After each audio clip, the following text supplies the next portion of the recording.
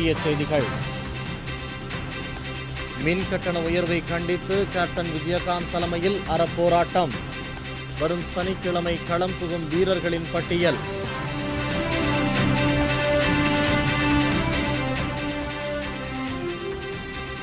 போயஸ் தோட்டத்திற்குள் மீண்டும் குடியேறினார் சசிகலா. ஐஏஎஸ் அதிகாரிகள் 17 பேர் உடனடி மாற்றம்.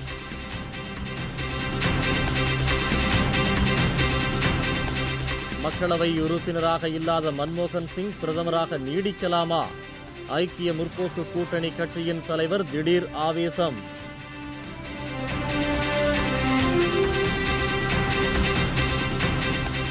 தமிழ்நாட்டில் விடுதலை புலிகளுக்கு பயிற்சியா? டிஜிபி ராமானுஜம் மறுப்பு.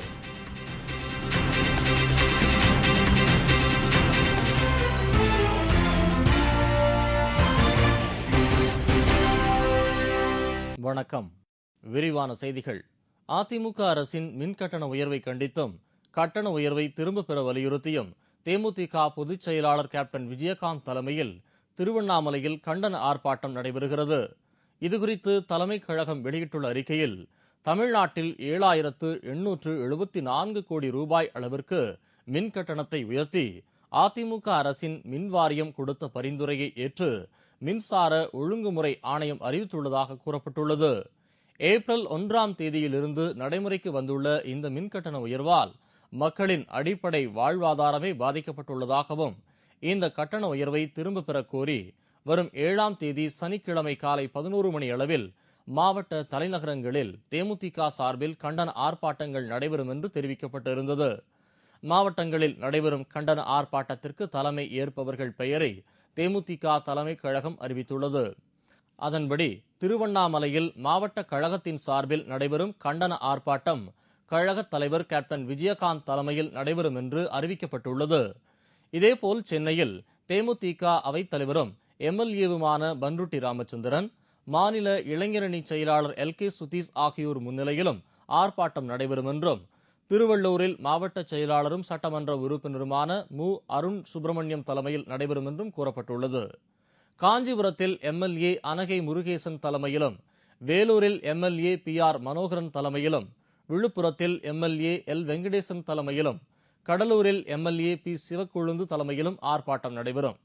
தருமபுரியில் A Bhaskar, Krishnagiri CH Sekar, Namakkal P Sampathkumar, Kovai PK Dinakaran, Erode VC Chandrakumar, Karur T Tamil Azhagan, Trichy S Senthilkumar, Perambalur R Subha, அரியலூரில் சாந்தி ராஜமாணிக்கம், நாகப்பட்டினம் பால அருட்செல்வன், தஞ்சாவூர் அருண் பாண்டியன், மதுரை AKT ராஜா, புதுக்கோட்டை பாபு முருகவேல், ராமநாதபுரம் கு நல்லதம்பி, திண்டுக்கல் PVP முத்துக்குமார், விருதுநகர் மாஃபா பாண்டியராஜன், தூத்துக்குடி ப பார்த்தசாரதி, திருநெல்வேலி மைக்கேல் ராயப்பன், கன்னியாகுமரி R சுந்தர்ராஜன் ஆகிய சட்டமன்ற உறுப்பினர்களின் தலைமையில் ஆர்ப்பாட்டம் நடைபெறும் என்று தலைமைக் கழகம் அறிவித்துள்ளது. இதேபோல் திருப்பூரில் S ஆஸ்டின், நீலகிரியில் J.K. ரவீந்திரன், திருவாரூரில் AR இளங்கோவன், சிவகங்கையில் PR வீரப்பன் ஆகிய மாவட்ட செயலாளர்கள் தலைமையிலும், தேனியில் MVS ராஜேந்திரநாத் தலைமையிலும், சேலத்தில் S மணிமாறன் தலைமையிலும் கண்டன ஆர்ப்பாட்டங்கள் நடைபெறும் என்று தேமுதிக தலைமைக் கழகம் வெளியிட்டுள்ள அறிக்கையில் குறிப்பிடப்பட்டுள்ளது. ஜெயலலிதா சசிகலா உறவு மலர்ந்ததை அடுத்து போயஸ் கார்டனில் சசிகலா மீண்டும் குடியேறியுள்ளார். இதனிடையே IAS அதிகாரிகள் சிலர் மாற்றம் செய்யப்பட்டுள்ளனர். சசிகலா மற்றும் அவரது குடும்பத்தினர் அத்துமீறி செயல்பட்டதாக கூறி அதிமுகவிலிருந்து நீக்கப்பட்டனர். அத்துடன் சசிகலா போயஸ் தோட்டத்திலிருந்து வெளியேற்றப்பட்டார். இந்நிலையில் சசிகலாவின் கணவர் நடராஜன், சசிகலாவின் சகோதரர் திவாகரன், உறவினர் ராவணன் உள்ளிட்டோர் மீது ஜெயலலிதா தனது கைப்பாவையாக உள்ள போலீஸை ஏவி நடவடிக்கை எடுத்தார். கைதான சசிகலா கும்பல் ஜாமீனில் வரும் நிலை ஏற்பட்டால் புதிய வழக்குகளை பதிவு செய்து மீண்டும் சிறையில் தள்ளி வந்தார் ஜெயலலிதா. நிலைமையை கட்டுப்படுத்த சசிகலா பல ஸ்டண்டுகளை அடித்தார். சொத்து குவிப்பு வழக்கில் ஜெயலலிதாவிற்கு ஆதரவாக வாக்குமூலம் கொடுத்ததோடு கருணாநிதி மீதும் குற்றம் சாட்டினார். அத்துடன் ஜெயலலிதாவிற்கு எதிரி தனக்கும் எதிரி என்று அறிக்கை விட்டார் சசிகலா. இதனால் அவர் எதிர்பார்த்த மாதிரியே ஜெயலலிதா சசிகலா மீதான நடவடிக்கையை ரத்து செய்தார். இதனிடையே வீடு இடிப்பு வழக்கில் சசிகலாவின் தம்பி திவாகரனுக்கு இன்று சென்னை உயர்நீதிமன்றம் ஜாமீன் வழங்கியுள்ளது. இதையடுத்து இன்று மாலை சசிகலா போயஸ் கார்டனுக்கு சென்று ஜெயலலிதாவை சந்தித்ததாக தெரிகிறது. சசிகலாவும் ஜெயலலிதாவும் பிரிந்திருந்த நாளில் சசிகலா மற்றும் அவரது குடும்பத்தினர் மீது நடவடிக்கை எடுத்த அதிகாரிகள் இடமாற்றம் செய்யப்படுவார்கள் என்று கூறப்படுகிறது. ஜெயலலிதாவும் சசிகலாவும் இன்று சந்தித்த பிறகு 17 IAS அதிகாரிகள் உடனடியாக இடமாற்றம் செய்யப்பட்டுள்ளது குறிப்பிடத்தக்கது. மக்களால் தேர்ந்தெடுக்கப்பட்ட மக்களவை உறுப்பினர் ஒருவரே பிரதமராக இருக்க வேண்டும் என்று ஐக்கிய முற்போக்கு கூட்டணியில் இடம்பெற்றுள்ள தேசியவாத காங்கிரஸ் கட்சியின் தலைவர்களில் ஒருவரான PA சங்மா தெரிவித்துள்ளார். ஆனால் இந்த கருத்தை பாஜக எதிர்த்துள்ளது. பிரதமர் மன்மோகன் சிங் மாநிலங்களவை உறுப்பினராக இருப்பதால் இந்த கருத்து சர்ச்சையை ஏற்படுத்தியுள்ளது. முன்னாள் சபாநாயகரும் ஐக்கிய முற்போக்கு கூட்டணியில் இடம்பெற்றுள்ள தேசியவாத காங்கிரஸ் கட்சியின் மூத்த தலைவர்களில் ஒருவருமான PA சங்மா டெல்லியில் செய்தியாளர்களை சந்தித்தார். அப்போது பிரதமரை மக்களே நேரடியாக தேர்வு செய்யும்படி அரசியலமைப்பு சட்டத்தில் திருத்தம் செய்ய வேண்டியது அவசியம் என்று தெரிவித்தார். இந்த முறைப்படி பிரதமர் தேர்வு செய்யப்படும் போது நாட்டின் வளர்ச்சி மேலும் அதிகரிக்கும் என்றும் பல்வேறு பிரச்சனைகளுக்கு விரைந்து தீர்வு காண முடியும் என்றும் அவர் குறிப்பிட்டார்.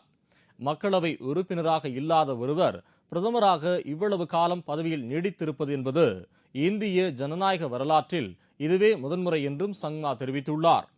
PA சங்மாவின் இந்த கருத்திற்கு பாஜக எதிர்ப்பு தெரிவித்துள்ளது. டெல்லியில் செய்தியாளர்களை சந்தித்த பாஜக செய்தி தொடர்பாளர் முக்தர் அப்பாஸ் நக்வி சங்மாவின் இந்த கருத்தை தான் மறுப்பதாகவும் மக்களவை மற்றும் மாநிலங்களவையில் இருந்தும் இதற்கு முன்னதாக பிரதமர் தேர்ந்தெடுக்கப்பட்டுள்ளதாகவும் குறிப்பிட்டார். हाँ, लेकिन मैं उससे सहमत नहीं हूँ। लोकसभा से कोई चुन के आए या राज्यसभा से चुन के आए या बिना चुना हुआ भी प्रधानमंत्री हो सकता है। उसकी कैपेबिलिटी और उसके काम करने का तरीका और उसकी क्षमता को कहाँ से चुनकर आया है और किस सदन में है, ये उसका आकलन नहीं हो सकता। कोई व्यक्ति लोकसभा में रहता है और लोकसभा से चुन के आए हुए कई प्रधानमंत्री रहे जो भ्रष्टाचार में उनका भी नाम आया है, तो इसलिए ये बहुत जरूरी नहीं है। இதனிடையே ராணுவ தளபதி விவகாரத்தில் எதிர்க்கட்சிகளின் கேள்விகளுக்கு பதிலளிக்க முடியாததால் பிரதமர் மன்மோகன் சிங் தனது பதவியை ராஜினாமா செய்வதாக காங்கிரஸ் தலைவர் சோனியா காந்தியிடம் கேட்டதாகவும் ஆனால் அதனை சோனியா ஏற்க மறுத்துள்ளதாகவும் தகவல் வெளியாகியுள்ளது. தமிழ்நாட்டில் விடுதலை புலிகளுக்கு பயிற்சி கொடுக்கப்படுவதாக இலங்கை நாளேடு கூறியுள்ள குற்றச்சாட்டை தமிழக DGP மறுத்துள்ளார்.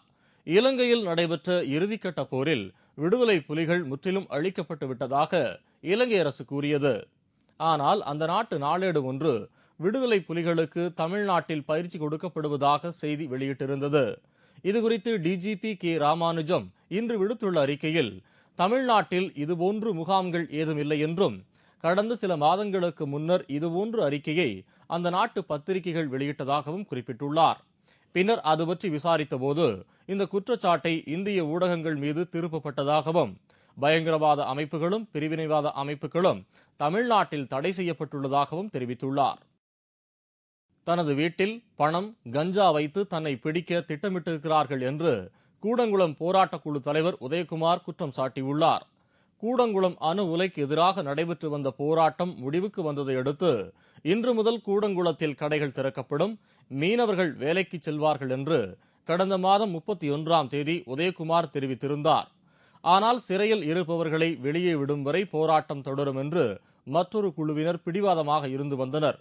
அதனால் கூடங்குளத்தில் இன்று கடைகள் அடைக்கப்பட்டிருந்தன. மீனவர்கள் கடலுக்கு செல்லவில்லை.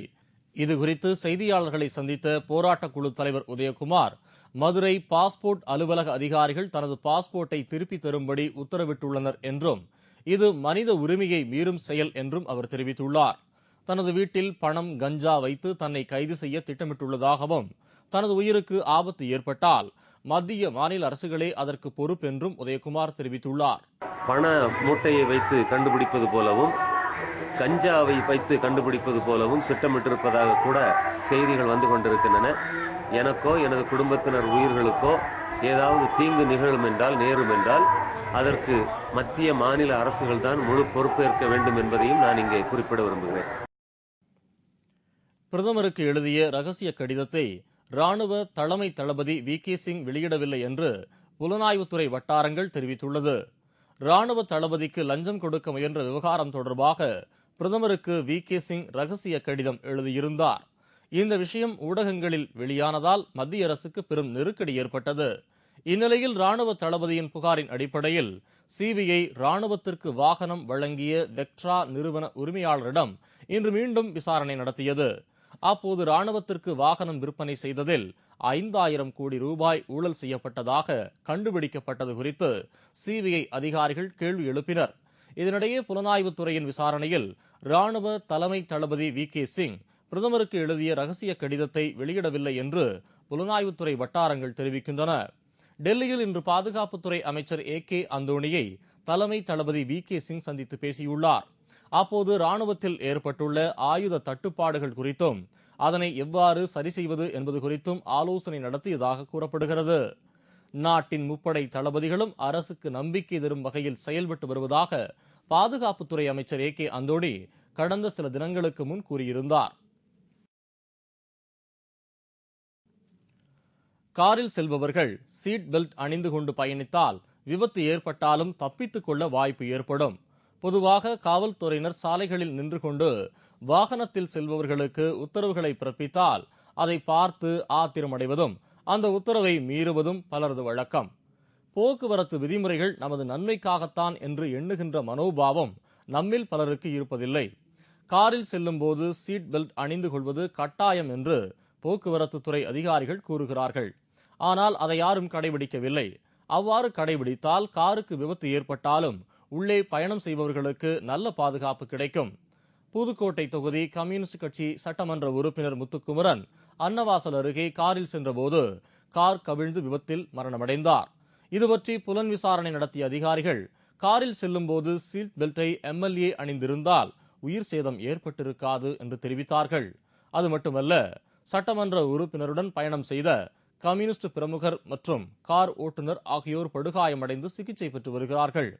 அவர்களும் சீட் பெல்ட் அணிந்திருந்தால் இந்த அளவுக்கு படுகாயம் ஏற்பட்டிருக்காது என்று விசாரணை நடத்திய அதிகாரிகள் தெரிவித்தனர். சீட் பெல்ட் ஏன் அணிய வேண்டும் என்ற மெத்தன போக்கு இல்லாமல் காரில் செல்வோர் அதை ஒரு கடமையாக கடைபிடித்தால் அது அவர்களுக்கு நல்லது என்பதே அதிகாரிகளின் கருத்து.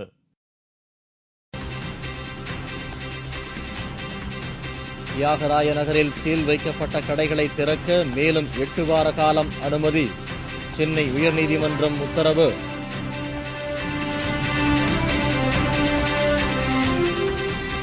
KN நேருவின் தம்பி ராமஜெயம் சைனைட் விஷம் கொடுத்து கொலை. பிரேத பரிசோதனை அறிக்கையில் பரபரப்பான தகவல்.